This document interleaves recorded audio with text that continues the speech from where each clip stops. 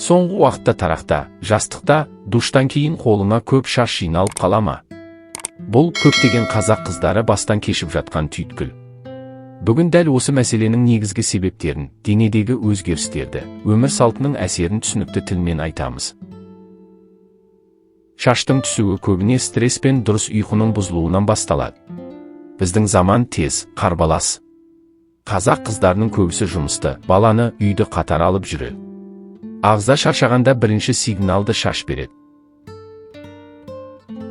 Егер күнде 5-6 сағаттан аз ұйықтасаңыз, шаштың өсу циклі бұзылады.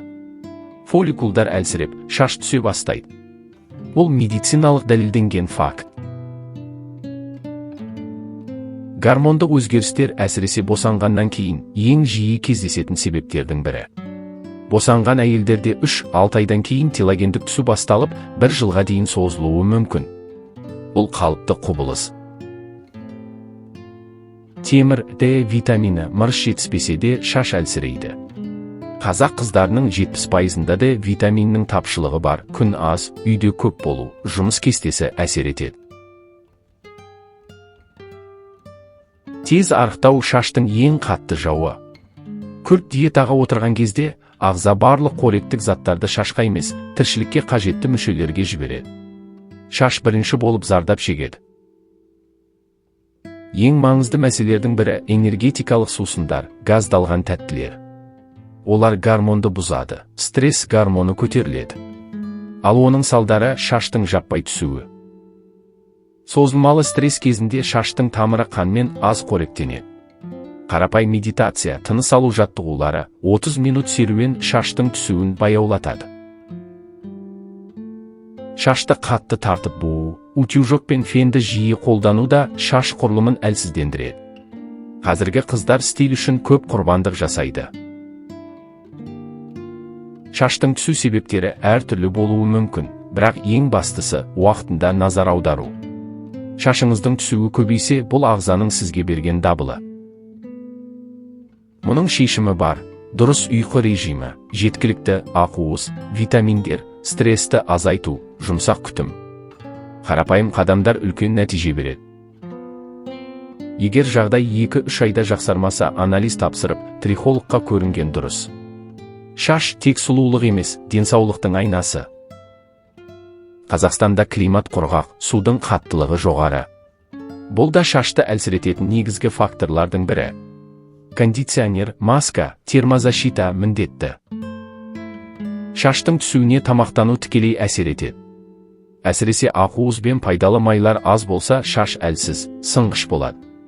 Балық, жұмыртқа, жаңғақ, авокадо секілді тағамдар фолликулды күшейтеді. Тамақты өткізіп жіберу немесе тек кофе ішіп жүру шашқа үлкен зиян. Су ішу де өте маңызды. Ағза сусызданғанда шашқа ең соңында ғана қорек барады. Күніне 1,5-2 литр су ішпейтін қазақ қыздары өте көп. Шаштың саулығы судан басталады. Қатты химиялық бояулар, тұрақты блонд, агрессивті осветление шаштың құрылымын күйдіретін ең қауіпті процедуралар. Егер шаш соңғы уақытта қатты түссе, бояуды уақытша тоқтатқан дұрыс. Шаш түсуі қалқанша без мәселелерімен де байланысты болуы мүмкін. Қалқанша без баяулағанда шаш жұқарып түсе бастайды. Егер шаршағыштық, салмақтың өзгеруі, тоңғыштық бар болса, эндокринологқа қаралған дұрыс. Бас массажы қан айналымын жақсартып, фолликулдарды оятады. Күніне 3-4 минут жеңіл массаж, тіпті үйде қолмен жасасаңыз, шаштың түсуін азайтады. Шашқа арналған майлар да көмектеседі. Кастор майы, арган майы, кокос майы. Бірақ оларды тек тамырға емес, ұзындығына қолданған дұрыс. Ал майды бас терісіне абайлап қолдану керек. Сусабын таңдауда да қателік көп. Күшті сульфаттар, агрессивті құрам, арзан бояғыштар бәрі шашты құрғатып әлсіретеді. Құрамы таза, жұмсақ сусабын таңдаған дұрыс. Шаш түсуі маусымдық болуы да мүмкін. Көктем мен күзде гормондық өзгерістер мен дәрумен тапшылығы жиілейді. Бұл кезде арнайы витамин кешендері жақсы көмектеседі. Егер шаш жаппай түсе бастаса, бұл жай косметикалық мәселе емес, ағзадағы ішкі өзгерістердің белгісі. Сол себепті өз жағдайыңызға мұқият қараңыз. Шаш әйелдің сұлулығы ғана емес, энергиясы. Қазақ қыздарының шашы қашанда ерекше әдемі делінген. Сондықтан оған күтім жасау, өзіңе күтім жасау. Шашың көп түсетінін байқасаң, қорықпа. Бұл түзелетін дүние. Дұрыс күтім, дұрыс тамақ, дұрыс ұйқы бірнеше аптада нәтижесін береді. Егер осындай пайдалы қазақша контентті қолдағыңыз келсе, арнаға жазылуды ұмытпаңыз. Ал шаш күтімі, денсаулық, әйел сұлулығы туралы тағы видеолар керек болса, пікірге жазыңыз. Шашыңыз сау, өзіңіз бақытты болыңыз.